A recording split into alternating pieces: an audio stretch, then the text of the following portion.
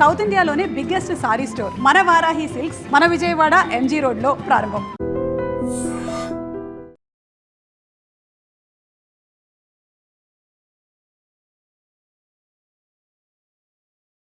చెప్పేది పూర్తిగా వినమ్మా. ఏమిటే పెళ్ళై ఇంకా ఏడాది కూడా కాలేదు, అప్పుడే నాకు పిల్లలు ఎందుకు చెప్పు. అయితే ఏమంటా? ఏం లేదు, ఇరకల వెంక మీద పోవడానికి ఏదో మందుస్తుందట, అది నేను వేసేసుకుంటాను. పిచ్చి పిచ్చిగా వాగా అంటే చెప్పు తీసి కొడతాను. బావా, నేను ఒకటి అడుగుతాను, నువ్వు కాదనకూడదు. అయ్యో రామ, భార్య కాస్త ప్రేమగా అడిగితేనే ఏమో కూడా ఏం కాదనలేడే. ఇంత గట్టిగా కౌలించుకుంటే ఏం కాదంటాడు? ఏం కావాలి చెప్పు. మరే మరే మరి గుండి కావాలా? అదేం కాదు. గుండి కావాలా? అదే కాదు. ఏం కావాలో చెప్పు. మరి మరి మరి పెళ్ళైన ఏడాదికి పిల్లలు పుట్టే వాళ్ళ మీద నీ అభిప్రాయం ఏమిటి? ఏడాదికి పుడితే అదృష్టవంతులు, 9 నెలలకి పుడితే మంచి కష్టజీవులు అనమాట. 4-5 సంవత్సరాల తర్వాత పుడితే వాళ్ళ మొహం, వాళ్ళ గురించి కూడా ఒక అభిప్రాయం, ఒట్టి బద్దగస్తులు అనమాట. అవును, నువ్వేదో అడుగుతావని చెప్పి ఏమిటి అడుగుతావేంటో? మర్యాదగా చెప్తావా లేకపోతే వెళ్ళి నీళ్లు పెడతావా? అబ్బా, నీదంతా కంగారే, ఏది సరిగా వినవు. ఏది చెప్తే కదా వింటాకే, చెప్పు. నేను నెల తప్పాను. తప్పగా నీళ్లు పెట్టవా? అబ్బా, ఏది అర్థం కాదు. 1 నెల కాదు, 3 నెలల వరుసగా తప్పాను. 3 నెలలు కాబట్టి 6 నెలలు తప్ప. ఇప్పుడు ఏం పోయింది, తర్వాత మాట్లాడుకోవచ్చు. వెళ్ళి నీళ్ళు పెట్టు. నా చెమట పడి చేస్తుంటే ఏంటి వరుసగా 3 నెలలు తప్పానన్నావా? 3 నెలలు? 3 నెలలు తప్పి నేను 6 నెలలు తప్పానా? అది కాదు బావా, నేను చెప్పేది కాస్త ఆలోచించు. ఏంటో ఆయన నువ్వు చెప్పేది నేను ఆలోచించేది. నోరు పడక, నిద్ర వస్తుంది. మరీ ఇంత తొందరగా పిల్లలు ఎందుకు చెప్పు. ఇంకా చిన్న పిల్లవి. అవును, ఈ మాట చెప్తే మీ అమ్మ ఏదో అందన్నావు, ఏమంది? చెప్పు తీసు కొడతానంది. ఏటో చెప్పు తీసు కొడతానంది. మీ అమ్మ కేవలం మాటల్లో ఉంది, నేను కొట్టి చూపిస్తాను అనుకున్నావు. ఏంటే ఏంటే ఏంటే అయ్యో అయ్యో ఏంటే? ఈ మహారాజు గారికి మహాలక్ష్మి పుట్టింది. నా కూతురు పుట్టిందా? ఇదిగో ఈ 100 రూపాయలు తీసుకుని మీ ఇష్టం వచ్చిన సరదాలు ఏమైనా చేసుకోండి.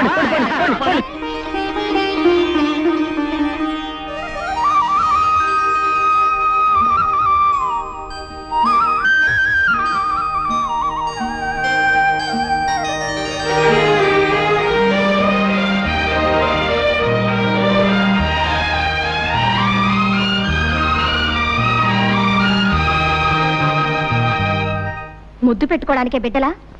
ఎలాగైతే కన్నావులే గొప్పగా. పిల్లకు స్నానం చేయించడం కూడా రాకపోతే ఎలా? ప్రతిరోజు ఎవరొస్తారు ఈ పనులన్నీ చేయడానికి? చిచి, ఇదంతా నాకు అలవాట్లేదు. ఆహా, నాకు మాత్రం ఉందా? నేనేమన్నా 5-6 కన్నానా? ఆడదన్న తర్వాత ఇవన్నీ తనంతట తనే నేర్చుకోవాలి. బావా, ఓ పంచే, పిల్లకు నీళ్లు పోయడం, పాలు పట్టడం ఇవన్నీ నువ్వు నేర్చుకో. ఇదేదో పెద్ద పని అయినట్టు. ఇంతలా పెళ్ళానికి సేవ చేయడం నేర్చుకున్నవాడిని బిడ్డకు నీళ్లు పోస్తే ఇద్దరు పుస్తలేనా? నువ్వు రాకపోతే ఎవరు చేసేవారు? నేనే కదా మీ అక్క చేస్తా. మీరిద్దరూ కలిసి నన్నే వెగతాళి చేయక్కర్లేదు. దాన్ని ఎలాగి నా పని నేనే చేసుకుంటాను. తస్సది, మీ అక్క మా లావు తెలియగలదే. పిల్ల ఏడుస్తున్నానో నా ఒళ్ళో, నవ్వుతుంటే దాని ఒళ్ళో. ఇదిగో ఇవ్వబాకు, సరాసరి ఇక్కడ తీసుకురా. మొగుడు పెళ్ళాలు ఇద్దరు కలిసి నా చేత పనులు చేయించుకుంటున్నారు. జానకి, జానకి, జానకి, జానకి, జానకి, ఎక్కడే ఎక్కడ నువ్వు?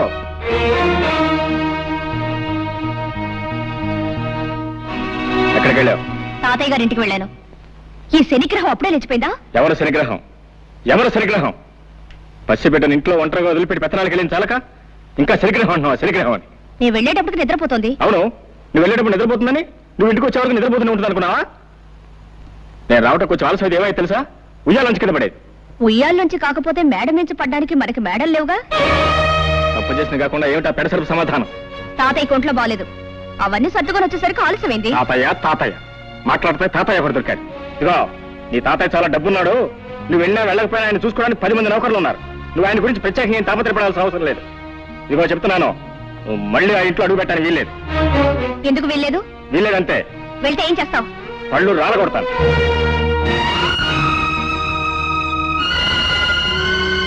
అమ్మా, జానకమ్మ గారు. ఏమిటి రావాలమ్మా ఇలా వచ్చావు? తాతయ్య గారు ఇప్పుడే పోయారమ్మా. తాతయ్య?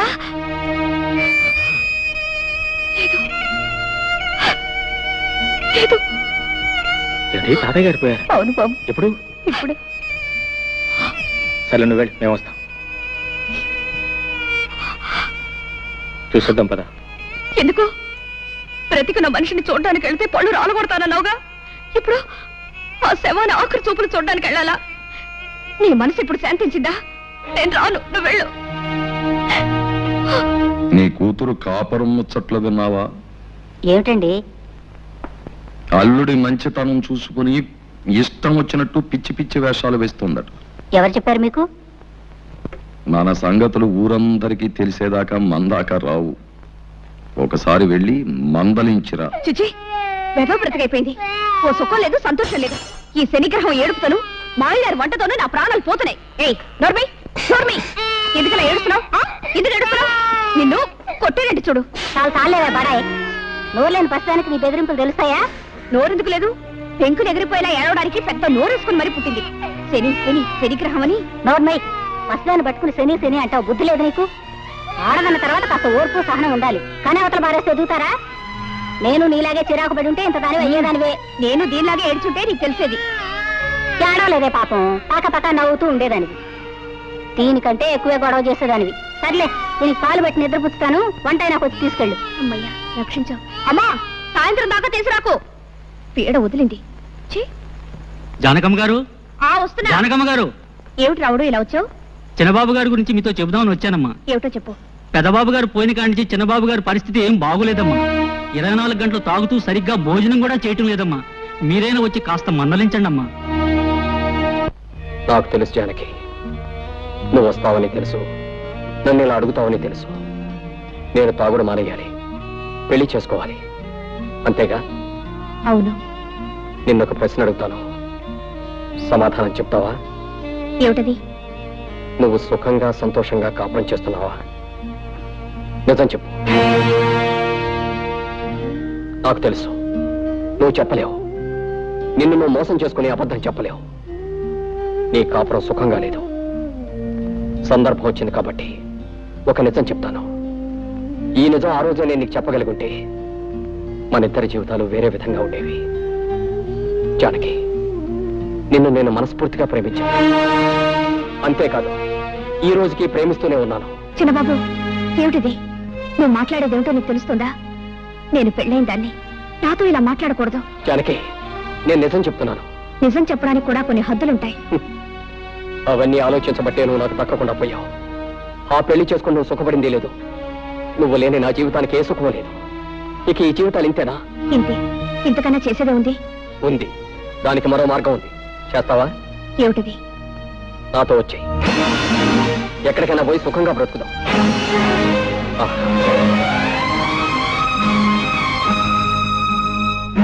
బాగా ఆలోచించు. దీనికి ధైర్యం కావాలి. సాంప్రదాయాలు చట్టుబండ్లు అంటూ ఆలోచిస్తే ఈ ముడి పెడదు. మనసులో ముడిపడకపోతే నీ మెడలో వేలాడుతున్న ఆ పసుపు తాడికి 3 ముళ్ళున్నా ఒకటే, 30 ముళ్ళున్నా ఒకటే. ఇష్టం లేని కాపురం చేస్తూ నీకు నువ్వు అన్యాయం చేసుకుంటూ నీ భర్తకు కూడా అన్యాయం చేయకు. నీ కోసం అనుక్షణం తప్పిస్తున్న నాకు న్యాయం చేయి. బాగా ఆలోచించుకొని ఓ నిర్ణయం తీసుకో. నన్ను తాగొద్దని కదా నువ్వు అన్నావు. తాగను. ఎప్పటి వరకు తెలుసా? ఈ రోజు రాత్రి 12 గంటల వరకు నీ కోసం ఊరు బయట తోట దగ్గర వెయిట్ చేస్తూ ఉంటాను. నువ్వు వస్తే ఇది నాకు శాశ్వతంగా దూరం అవుతుంది. రాకపోతే దీనికి నేను శాశ్వతంగా సొంతం అయిపోతాను. వెళ్ళు. బాగా ఆలోచించుకొని నిర్ణయించుకో.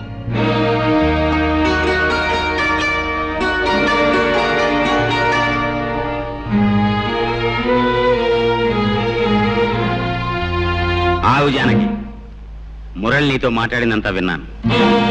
కంగారు పడకు, నేనెవరికి చెప్పను. నువ్వు నన్ను చీడ పురుగని పేడ పురుగని చాలాసార్లు అన్నావు. నేనెప్పుడు ఫీల్ అవ్వలేదు, అవ్వను. ఎందుకంటే నిజానికి నేను పట్టు పురుగు లాంటి పురుషుణ్ణి. పట్టుదారులు లాంటి అందమైన ఐడియాలు ఇస్తాను. నీకు మంచి సలహా చెప్తా విను. మురళి నేను అడిగినంటూ తప్పేమీ లేదు. నువ్వు అతను కూడా వెళ్ళిపో. ఏమిటి? ఏమిటి నువ్వు అనేది? అవును, మన పురాణాలు తిరిగే చూడు ఎన్ని ఉదాహరణలు ఉన్నాయో. బృహస్పతి భార్య తార తన భర్త దగ్గర చదువుకోవడానికి వచ్చిన చంద్రుడితో లేచిపోయింది. ఆవిడ్ని పతివ్రత కాదన్నారా ఎవరన్నా? రాముడు కాలు తగిలి మళ్ళీ మనిషి అయిపోయిన అహల్య కథ మనందరికీ తెలుసు. ఆవిడ్ని పతివ్రత కాదన్నారా ఎవరన్నా? 5గురు భర్తల్ని సుఖపెట్టిన ద్రౌపదిని నువ్వు పతివ్రత కాదు అంటానికి ఈ దేశంలో దమ్ముందా ఎవరికన్నా? అంచేత మురళి అడిగిందంటూ తప్పేమీ లేదు. నువ్వు అతను కూడా వెళ్ళిపో. వ్యవసాయం చేసే మొగుడు, ఎప్పుడు ఏడ్చే పిల్ల, ఇదంతా ఓ పేడకల్లా మర్చిపో.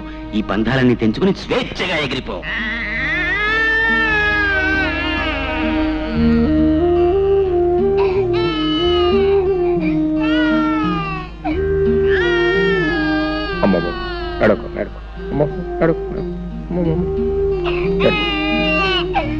పాప ఇంకా నిద్రపోలేదా?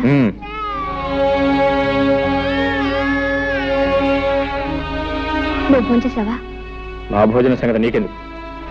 నువ్వు వెళ్ళి భోంచే. నాకు ఆకలిగా లేదు. నీ ఇష్టం.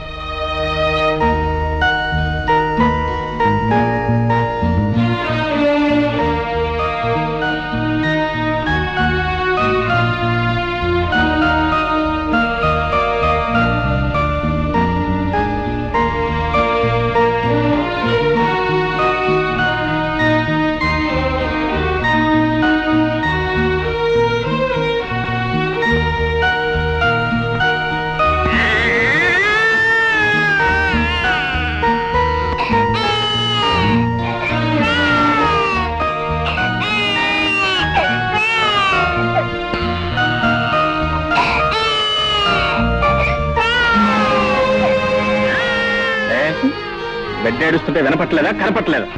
నేనేదో ఆలోచిస్తున్నాను. అయినా దానికి పనే ఉంది, ఏడవడం తప్ప. నర్మయ్, బిడ్డ కాస్త కదిలితేనే ఎంత నిద్రలో ఉన్న తల్లి కూడా ఉలికి పెళ్లి వేస్తుంది. అలాంటిది కన్నబిడ్డ కళ్ళ ముందే ఒక్కపట్టి ఏడుస్తుంటే కదలకుండా మెదలకుండా రాయిలో కూర్చున్నావే. నువ్వు ఒక ఆడదానివేనా? నువ్వు ఒక తల్లివేనా? ఇప్పుడు ఏం కోపం మునిగిందని ఆ కేకలు? ఏదో ఆలోచనలో ఉంటే పట్టించుకోలేదు. అవునే, నువ్వేది పట్టించుకున్నావు, ఎప్పుడు పట్టించుకున్నావు? కన్న పెట్టికి ఒక్క పూట ప్రేమతో పాలిచ్చావా? లేదు. కట్టుకున్న మొగుడు నాకు ఒక్క పూట శ్రద్ధగా భోజనం పెట్టావా? లేదు. నీకు ఈ మొగుడు అక్కర్లేదు, ఈ సంసారం అక్కర్లేదు, ఏది అక్కర్లేదు. నీ ఆలోచనలు వేరు, ఆశలు వేరు, నీ కళ్ళే వేరు. అవును అవును అవును, నా ఆలోచనలు, ఆశలు, కళలు అన్నీ వేరు. నిన్ను పెళ్లి చేసుకుని నేను సుఖపడిందేమిటి? గొడ్లకు నీళ్లు పెట్టడం, రోజు నీకు పొలానికి భోజనం తీసుకురావడం, 24 గంటలు ఏడ్చేసి ఎనిముడని లాడించడం, అంతేగా? నిజం చెప్తే ఎందుకు అరుపులు? నేనెంత చెప్పినా వినకుండా నీకిచ్చి పెళ్లి చేసి నా గొంతు కోటారు. తప్పు నీది కదే, తప్పంతా నాది. నీకు నా మీద ప్రేమ ఉన్నా లేకపోయినా నీ మీద నాకున్న ప్రేమ కొద్దీ నెత్తిన పెట్టుకుని ఊరేగాను చూడు, అది నేను చేసిన తప్పే. నీ పెంకితనాన్ని, మంకుతనాన్ని నువ్వు ఏనాటికైనా మార్చుకోలేకపోతావు ఆశపడ్డాను చూడు, అది నేను చేసిన తప్పు. జానకి, మగాడిని దేవుడిగా మార్చినా పశువుగా మార్చినా ఆడదే కారణం. నువ్వు నన్ను దేవుడిగా మార్చే శక్తి నీకు ఎలాగూ లేదు. కనీసం పశువుగానే మార్చదు. పశువుగా నేను మార్చేదేమిటి? పశువుగానే పుట్టావు, పశువుల్లోనే పెరిగావు, పశువుల్లోనే ప్రవర్తిస్తున్నావు.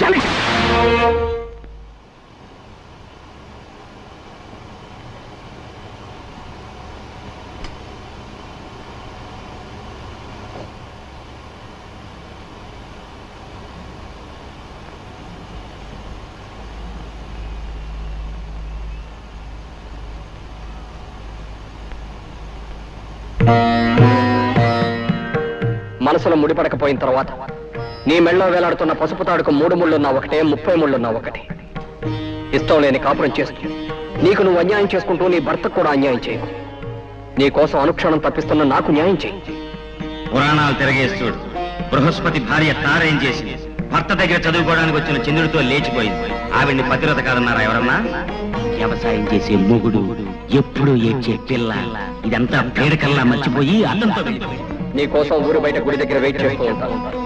నువ్వు వస్తే ఇది నాకు శాశ్వతంగా దూరం అవుతావు, రాకపోతే దానికి నేను శాశ్వతంగా సొంతం అయిపోతాను. వెళ్ళు, బాగా ఆలోచించి నిర్ణయించు, బాగా ఆలోచించి నిర్ణయించు, బాగా ఆలోచించి నిర్ణయించు. నా కోసం వచ్చే, నా కోసం వచ్చే, నా కోసం వచ్చేయి.